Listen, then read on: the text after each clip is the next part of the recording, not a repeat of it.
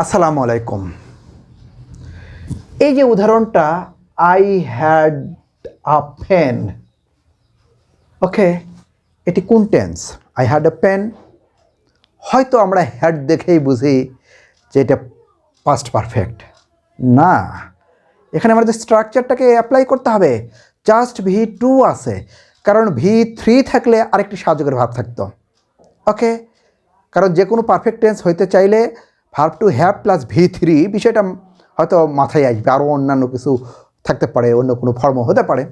তো এখানে V2, এটি হলো হ্যাভ হ্যাজের V2, verb to have. Okay, verb to হ্যাভের যদি V2 হয়ে থাকে তাহলে আমরা একে কিভাবে পাস্ট পারফেক্টে রূপান্তর করব? কারণ এটি আছে হলো পাস্ট ইনডিফিনিট। মনে রাখি, পাস্ট ইনডিফিনিট।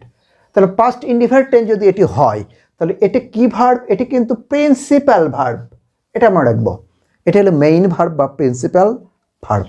তাহলে এটাকে যদি আমরা পাস্ট পারফেক্ট করি তাহলে আমাদের ওই স্ট্রাকচারটাকে ফলো করতে হবে।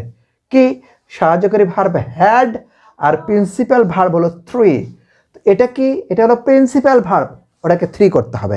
আর স্ট্রাকচার অনুযায়ী পারফেক্ট টেন্সের পাস্ট পারফেক্ট ফর্মের স্ট্রাকচার অনুযায়ী আমাকে সাহায্যকারী ভার্ব আনতে হবে। এটা হলো অক্সিলারি ভার্ব, এটা কিন্তু প্রিন্সিপাল ভার্ব। বলে রাখি যে এই ভার্ব কিন্তু এটি নয়, এই ভার্ব কিন্তু এটি নয়, এই ভার্ব এখানে আসবে। কি? এটা যদি ভার্ব টু হ্যাভ, তাহলে আমাকে আই হ্যাড এই একটা লিখলাম, এটা কিন্তু অক্সিলারি, এটা লিখলাম স্ট্রাকচার অনুযায়ী যেটা আসবে। এখন আমি ওখানে কি হবে সেটা লেখার চেষ্টা করছি। এখন V3 করতে হবে। V3টা কি? এটা কি? Verb to have. V2 কি? হ্যাড। V3 কি? হ্যাড। অর্থাৎ এটার V3 হলো হ্যাড।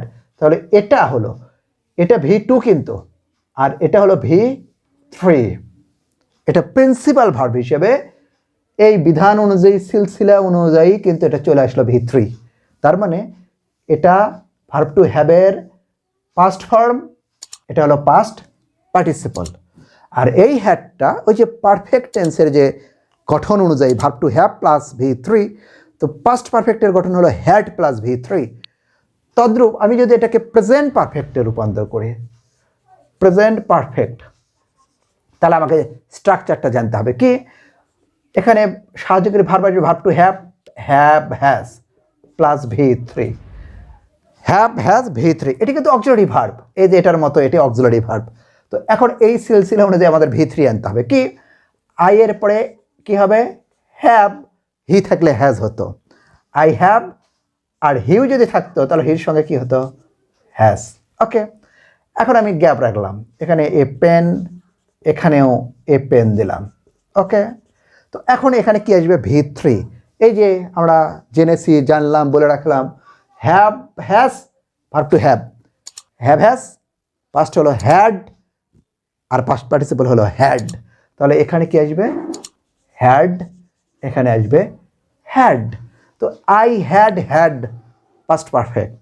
শুনতে খারাপ লাগুক, দেখতে খারাপ লাগুক, পাস্ট পারফেক্ট কিন্তু ভার্ব টু হ্যাভের। I have had, he has had, খারাপ লাগুক, কিন্তু এটি প্রেজেন্ট পারফেক্ট।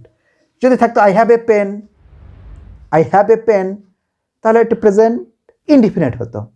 এটিকে যদি প্রেজেন্ট পারফেক্ট করতে বলা হতো তাহলে I have had a pen.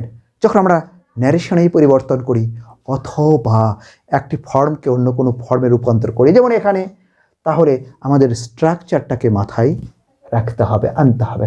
এই যে আমরা যখন ন্যারেশন করি, স্পিচ, ইনডিরেক্ট স্পিচ কখন করব, এরকম কোনো বাক্য থাকলে তাকে 100% এরকমের রূপান্তর করতে হবে, 100% রূপান্তর করতে হবে। আমি যদি হ্যাডই রাখি শুধু আর কোনো ভার্ব না নিয়ে আসি তাহলে কিন্তু সেটা পাস্ট ইনডিফিনিট টেন্সই রয়ে গেল।